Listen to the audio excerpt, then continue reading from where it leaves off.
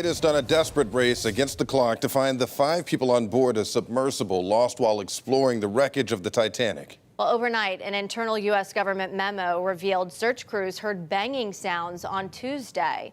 Now, a military submersible capable of diving 6,000 meters was also joining the search.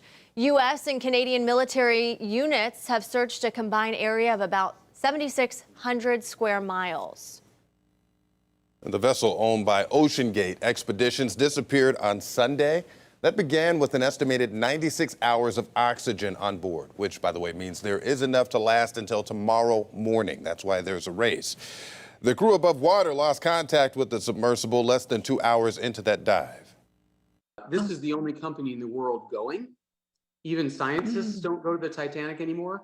And I have concerns about whether the company will still be around after this experience. Now, we did do some digging into the people on board. We also found a Florida couple filed a lawsuit against OceanGate CEO Stockton Rush just a few months ago. The couple on a Blue Origin flight last year.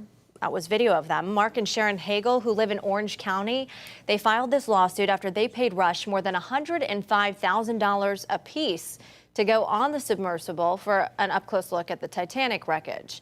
Well, the couple claims after years of delays, they requested a refund several times, but they were denied.